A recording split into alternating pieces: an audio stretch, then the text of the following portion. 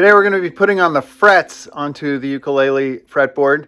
There are probably 10,000 videos on YouTube about how to put on frets. This one is specifically designed for young people and first timers. There are all kinds of specialty ones and you can find them out. And if you're at a more advanced level of fretting, please seek those out. Let's get started. Before we get started with putting the frets on, I have to take care of one little piece of business. If you'll remember, our fretboard and the spacer underneath it hangs over the edge of the neck just slightly. So we're going to take care of that. I'm going to clamp it down on the edge of a table like this, and I'm going to use a Shinto rasp to clean up that edge. Because this part of the fretboard is unsupported, you're going to need a small scrap of the Luan ply to fit underneath there to give the fretboard support so it doesn't snap down when you push on it. I have the neck and fretboard assembly clamped down right next to the edge of the table so that my rasp can easily go straight up and down. I don't want to do this at an angle because I want the fretboard to be flush with the neck.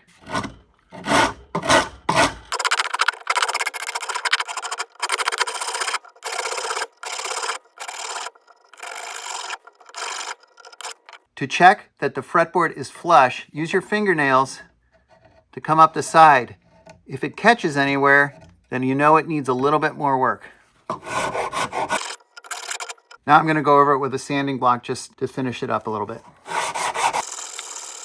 Now, with the sanding block, give it a slight rounded edge before you put the frets on.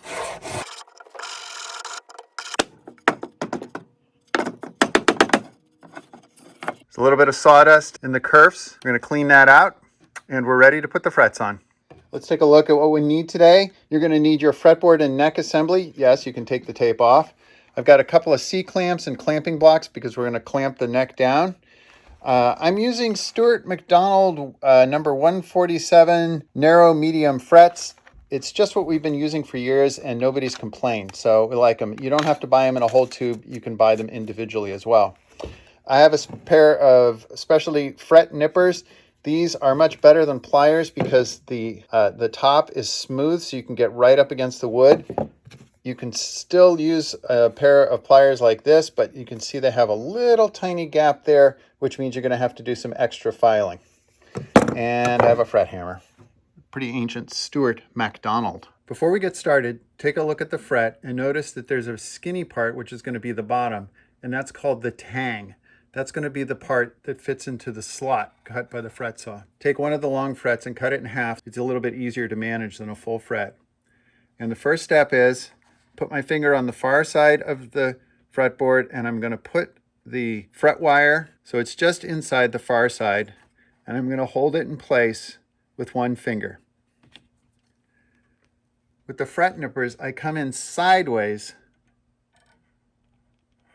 and get as close to the wood as I can. I'm going to cut it and let the fret fall. Before I do anything else, I'll pick the fret wire up off the floor so that I don't step on it.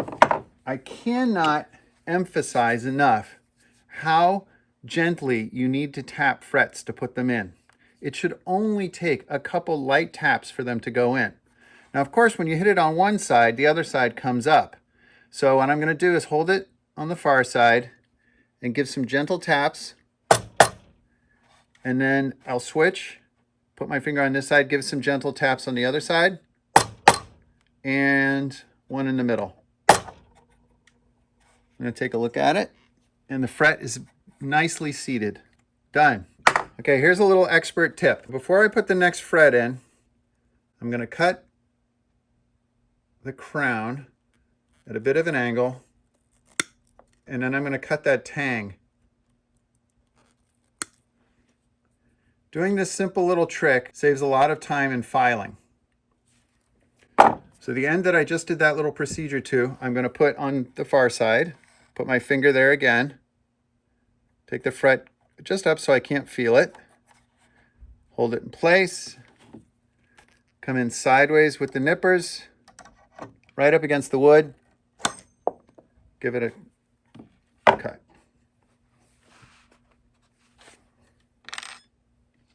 And a couple of light taps. course, the kids love to sit there and smash it all day. Smashing it does not help. In fact, it seems to spread out the kerf so that the fret won't stay in, and then you'll have to glue it in or something. Okay, I'm just going to buzz through these now.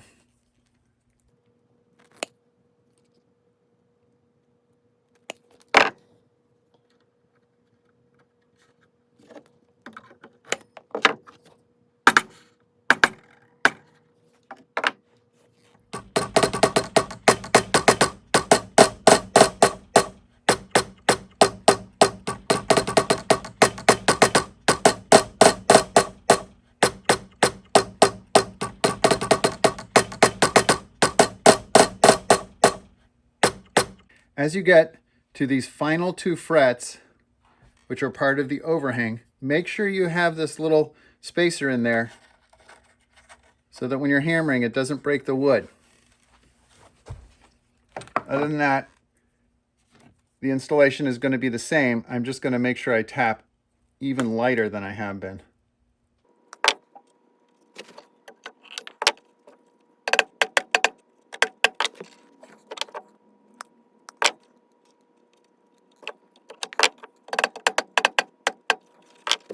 The next step will be to smooth the ends of the frets.